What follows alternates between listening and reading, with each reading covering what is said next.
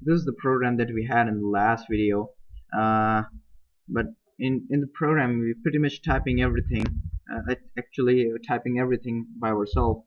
We're not taking any input from the users.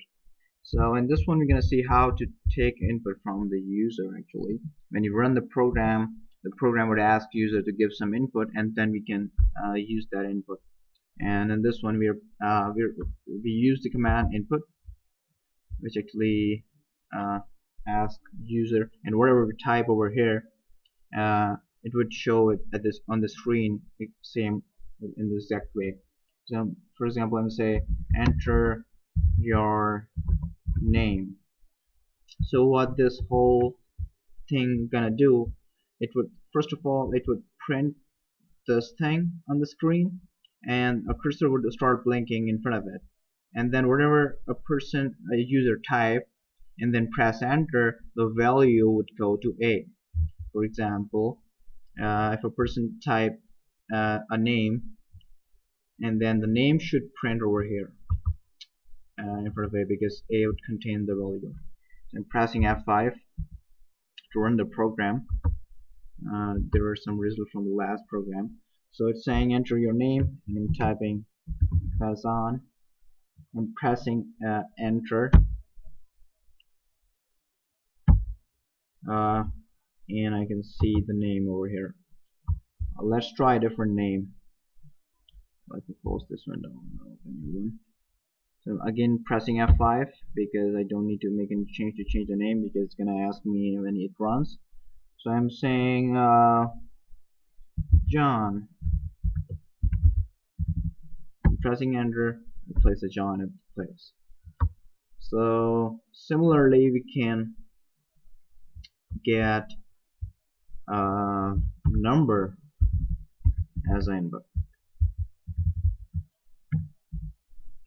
saying enter the grades the student got, and putting a space and giving a call sign to give a good look, and pressing F5. You can see those differences. Giving a name, for example, whatever, let's repeat it, and he got grade like 75%, so 75. So it changed the percentage as well. But if I want to add something in it, for example, let's say C plus, for example, a professor want to give 5% extra to every student, I'm saying plus 5, and run the program, it might give me error. Let's try. John 85. It's giving me error. Why? Because there. Okay. The thing that we had over here that the user gave was a string. By default, whatever Python takes, it takes as a string. So we have to convert the string to integer, to ability to add an integer in it. I hope you can understand what I'm saying. So I'm saying int and covering it with that. So what it would do, it would take input from the user, then convert it to the integer, and it was same before. It was like, for example, if I was saying 5, we had 85, right? And then I'm saying plus 5. Actually it was this statement before, because when I give 85, it's taking the 85 as a string, and I'm trying to add a number in it, so it was giving me an error. So, and we couldn't do that. We use this hash sign to comment it out. Comment out means it won't gonna run this line, so it's not gonna give us any trouble. So now it's gonna convert into the integer, and when the C have an integer value, we can add a number in it. So let's run. It's asking me for the name. Let me close this window. I believe I can show you the result. So pressing F5 again. So it's asking me for the name. I'm putting my name in it. am giving 85% as a grade. When I press enter, it gives me 90 instead of 85 because we add 5 here. And successfully. So hopefully this helps you understand how we take input, and usually as a string we have to convert it to the integer if you want to take integer, and how we print the variables is a very good example. We can make changes, we can add values, and if we let's see one thing before the end of the tutorial. We have seen adding numbers, adding integers in the print statement. For example, if I want to add something in a string, no, would that work? For example, if you want to add sir in it, so you can do it similarly as we did before. Say, let's say sir, then I give a comma.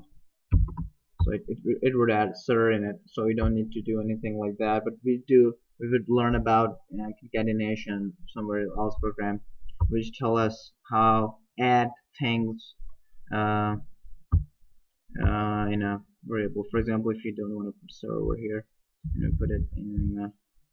Let's look at it in this tutorial. For example, A would have our name in it, and I want to add sir in the start of A, the value of A. So let's say A would be able to be equal to A, and before A, add before A another string should be sir and a space. So now I'm printing A only, but I'm adding a string. Why won't give me any error? Because it also contains a string. It was giving me error over here because it was a string and it's a number, but now A is a string as well, so it's not a problem for me. Actually, it contains a string as well. So I'm pressing F5 again, giving a name, a number, and see, it adds the string that we gave in the start. So this call is string concatenation. We can add a string to a string to make it a bigger string. And similarly, we could have wrote for example a result variable, whatever name, it really doesn't matter, and we can add all of them. Let's say A plus D plus C, and then we print the result only. So we don't need to type all of them. It would add all the integers, and for C, because it's a number, we have to convert it in a string, because we cannot add it with other strings as it's a number. But if you can look at these type of things a lot in other tutorials, so hopefully it helps you understanding how variables and input statement works. See you in the next tutorial. Bye.